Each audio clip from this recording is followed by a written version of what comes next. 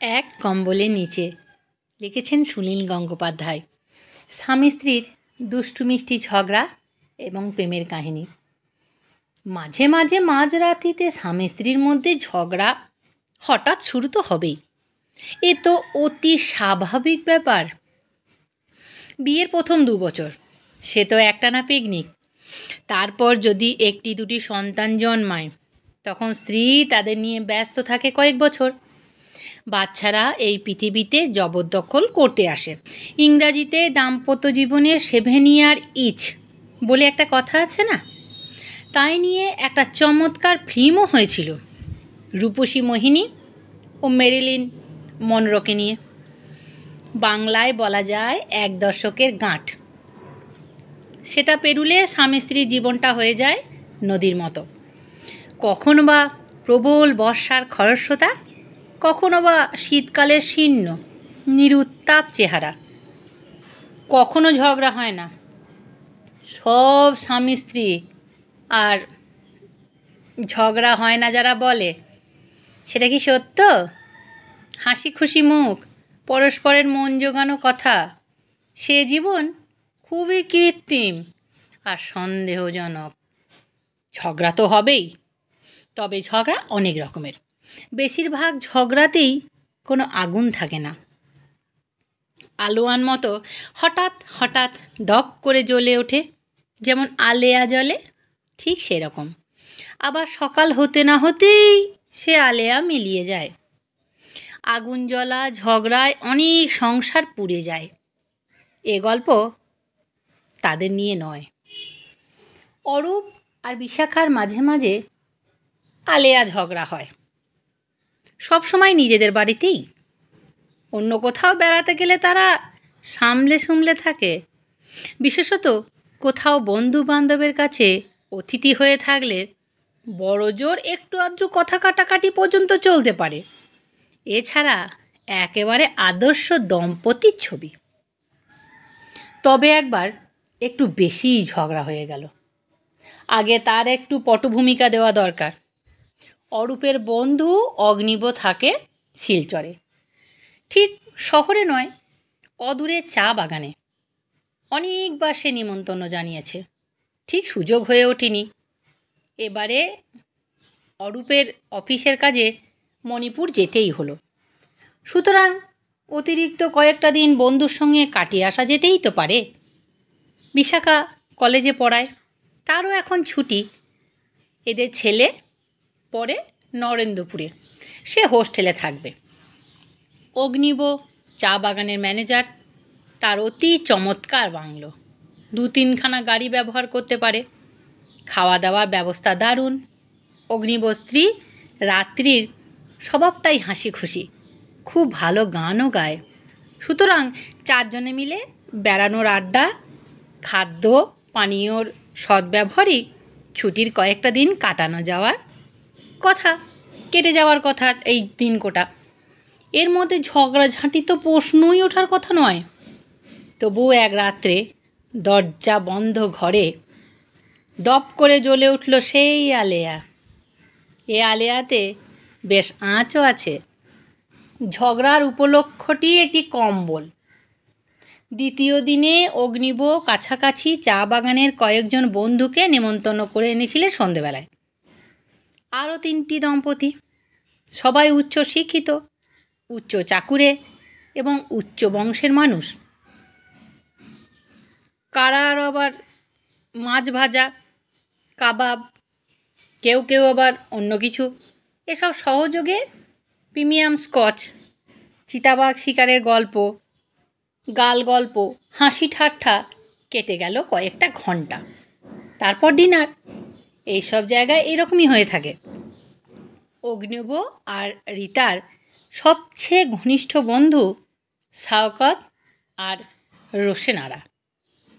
চেহারার দিক থেকে অত্যন্ত এবং মানসিক দিক থেকে স্বামী স্ত্রী খুব কমই এরকম দেখা যায় যে চেহারার দিক থেকে মিল, মানসিক দিক থেকে মিল এরকম খুব কমই দেখা যায়।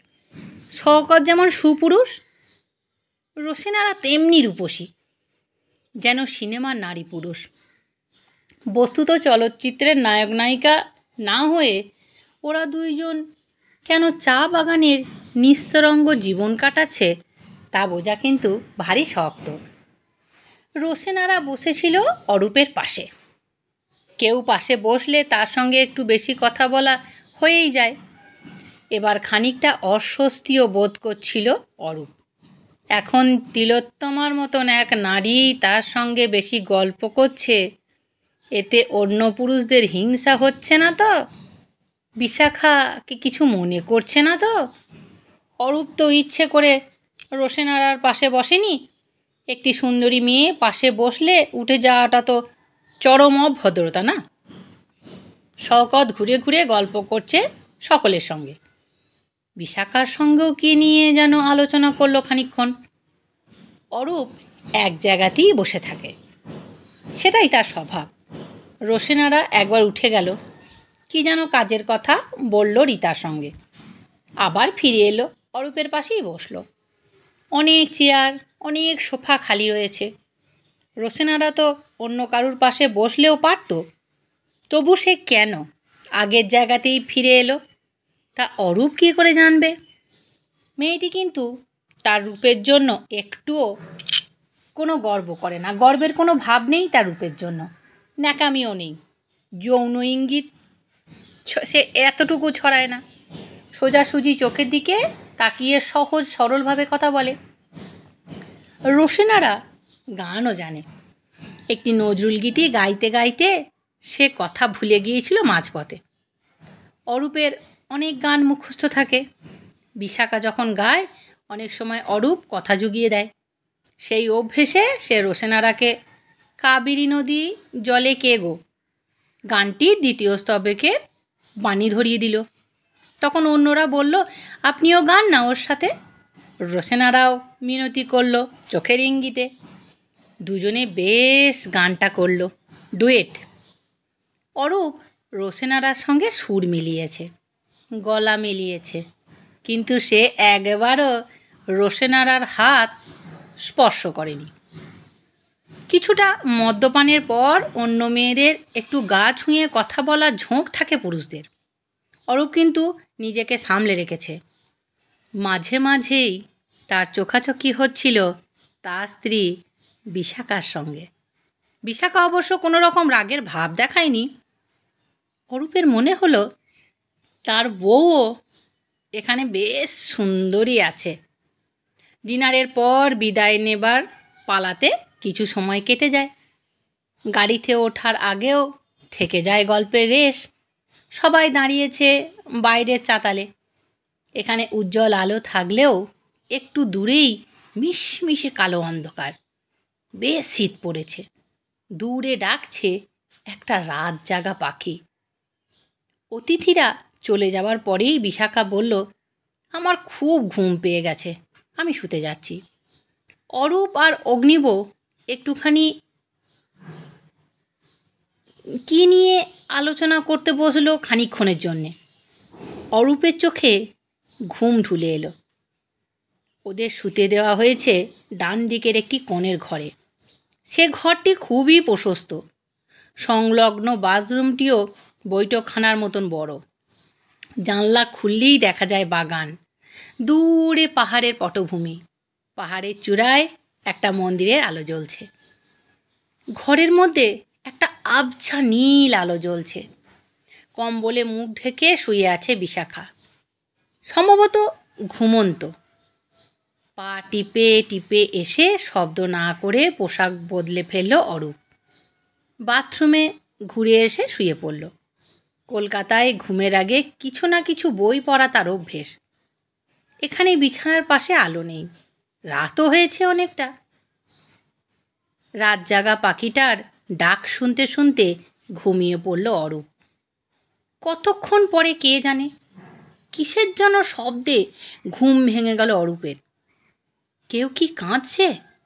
কোনো নারীর আত্মবিলাপ, নাকি এটা স্বপ্ন? চোখ মেলে দেখল বিছানার অন্য পাশে হাঁটুতে থুতনি দিয়ে বসে আছে বিশাখা।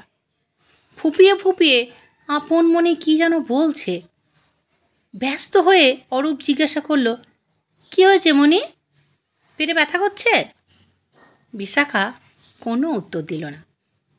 অরূপ গড়িয়ে কাছে এসে বিশাখার একটি হাত ধরে আন্তরিক উদ্বেগের সঙ্গে বলল, কি হয়েছে? কিছু কষ্ট হচ্ছে? হাত ছাড়িয়ে নিয়ে তীব্র গলায় বিশাখা বলল, যাই হোক না কেন, তাতে তোমার কি আসে যায়? আমি মরে গেলেও তো তুমি খুশি হবে। অরূপ একটা দীর্ঘ নিঃশ্বাস গোপন করল। প্রত্যেকবার ঝগড়ার সূত্রপাত ঠিক এইভাবেই হয়। বিশাখা নিশ্চিত জানে এই কথাগুলো অরূপের বুকে বিষের তীরের মতো বিঁধবে। মানুষ যে দোষ করে না, সেই দোষের অভিযোগ দিলে সবচেয়ে বেশি আঘাত হয়। বিশাখার মৃত্যু হলে কেন খুশি হবে অরূপ?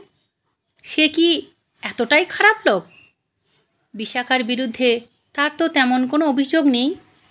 বিশাখাকে এখনও সে ভালোবাসে, হয়তো নতুন প্রেমিকার মতো নয়, কিন্তু স্ত্রী হিসাবে, তার সন্তানের জননী হিসাবে, তার জীবনসঙ্গিনী হিসাবে। অরূপ আহত হলেও সংযত গলায় বলল, মরে যাবে কেন? কি অসুবিধা হচ্ছে সেটা বলো। বিশাখা বলল, তোমার জানার দরকার নেই। তুমি মদ খেয়ে মাতাল হবে, তারপর ভোঁ ভোঁ করে নাক ডাকবে, তাই ঘুমোও।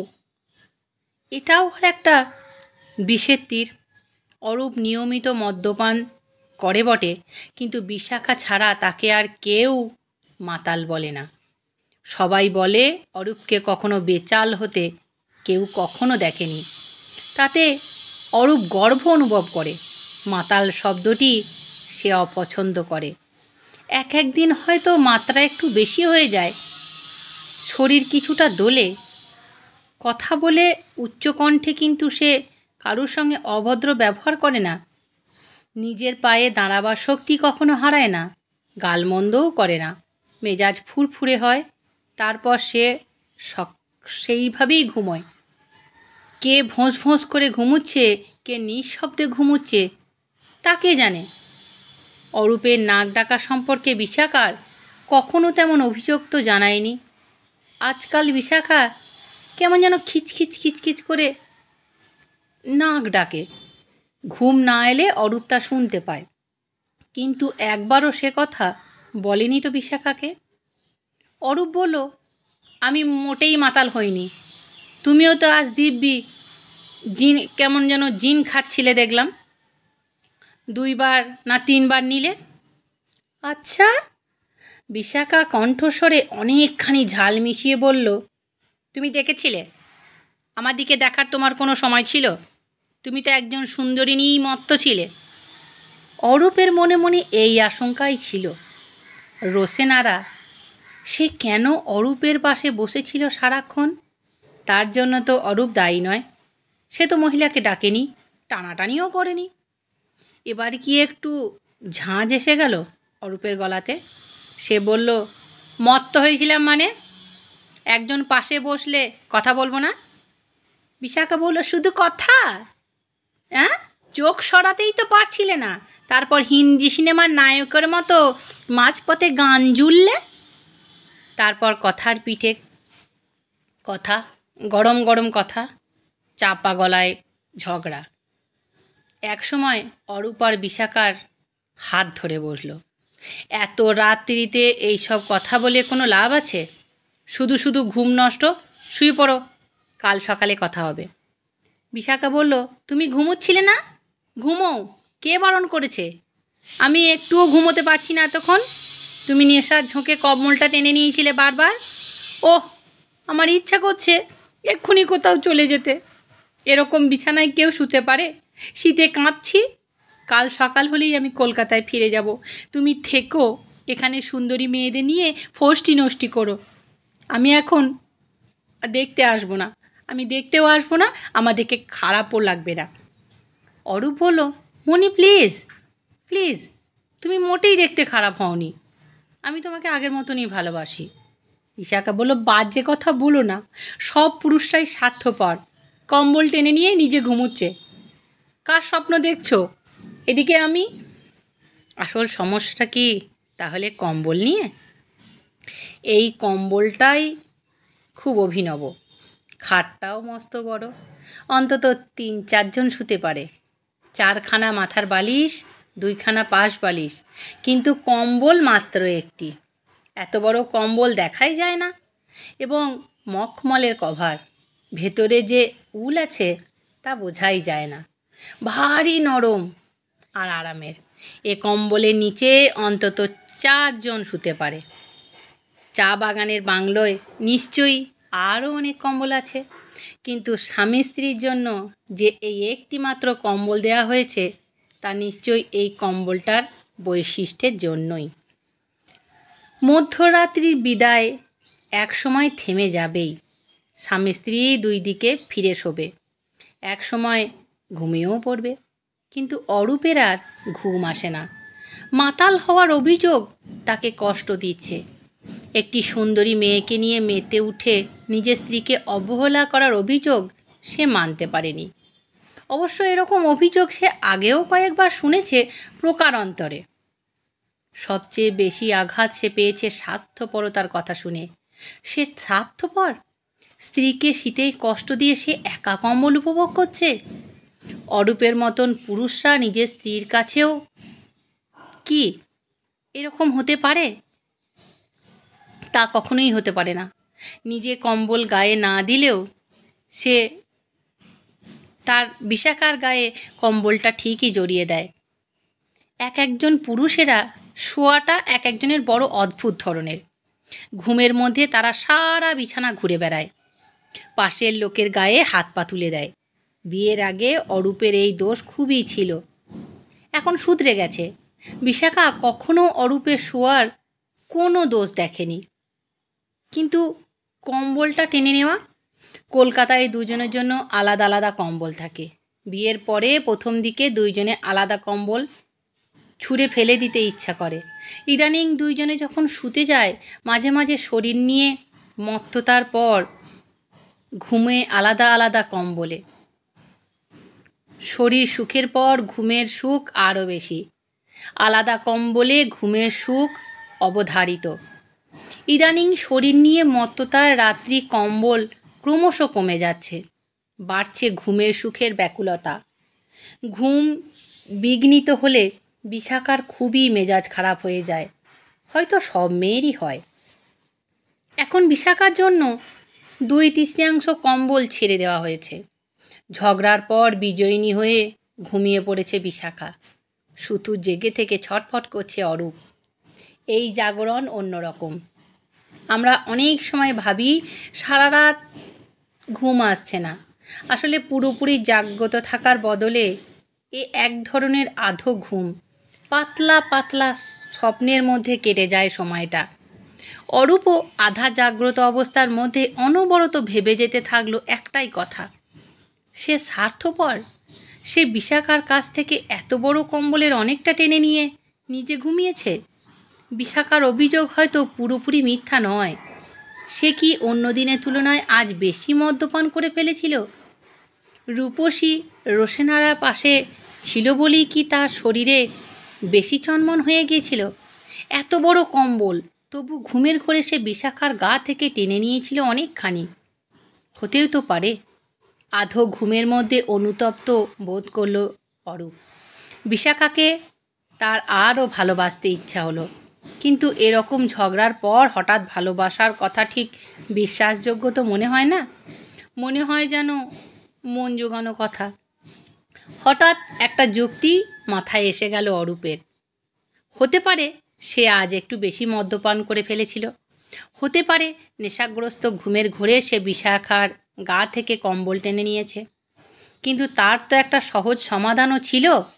বিশাখা কেন তার দিকে সরে এলো না? বিশাখা যদি তাকে জড়িয়ে ধরতো তাহলে তো 2 জনের মধ্যে প্রচুর কম্বল থাকতো। কেন এলো না বিশাখা? সে তো বিশাখার শত্রু নয়। শীত করলে বিশাখা তাকে জড়িয়ে ধরবে না কেন? এক্ষুনি বিশাখাকে জাগিয়ে এই যুক্তিটা কি শোনানো যায়? কি উত্তর দেবে বিশাখা? কিন্তু বিশাখা এখন দিব্য ঘুমোচ্ছে। এখন তাকে জাগাবার প্রশ্নই ওঠে না। অরূপের আধো ঘুমের স্বপ্নটা ক্রমশ অন্য রূপ নিতে লাগলো। সে দেখল একটা বিশাল কম্বল, শত শত মাইল লম্বা, তার নিচে অনেক মানুষ। এরা কারা?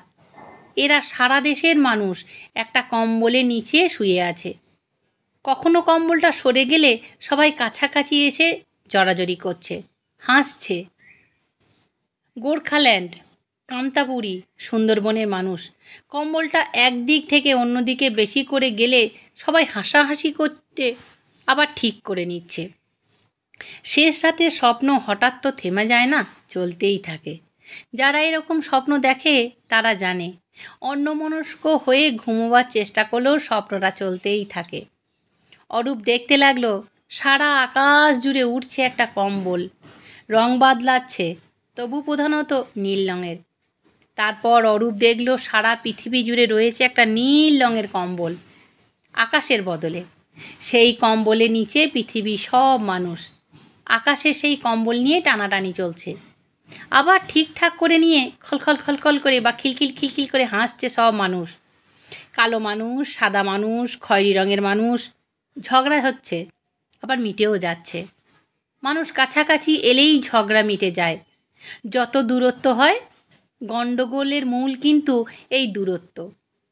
আধো ঘুমন্ত অরূপের ঠোঁটে ফুটে উঠল হাসি। সে পৃথিবীর কি দারুণ একটা সমস্যার সমাধান করে ফেলেছে আজ। আকাশটাকে সমগ্র মানুষজাতির একটা কম্বল বলে ধরে নিলেই তো হয়। আর কতক্ষণ ঝগড়া হবে?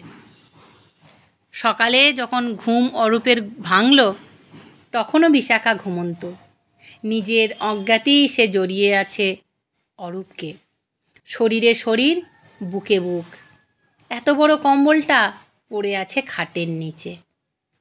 আমার গল্প যদি ভালো লাগে তাহলে আমাকে একটি কমেন্ট করে জানিও তোমাদের গল্প কেমন লাগলো। তোমরা যেরকম কমেন্ট করে জানাও, তোমাদের কমেন্ট দেখতে আমার ভীষণ ভালো লাগে। আর তোমাদের কমেন্ট দেখে আমার নতুন নতুন গল্প বানাবার ইচ্ছা হয়। তোমরা যেরকমভাবে আমায় সাহায্য করছো, আমার হাত ধরে এগিয়ে নিয়ে যাচ্ছ, এরকমভাবেই আমাকে এগিয়ে নিয়ে যেতে থাকো। ভালো থাকো, সুস্থ থাকো, সঙ্গে থাকো। আর যারা নতুন আমার এই গল্পটা শুনছো, প্লিজ আমার চ্যানেলটিকে সাবস্ক্রাইব করে দাও আর আমার সঙ্গে থাকো নতুন নতুন গল্প পাওয়ার জন্য। আমি বৈশাখী বলছি, কণ্ঠে বৈশাখী থেকে তোমাদের আমি নমস্কার জানাচ্ছি। নমস্কার।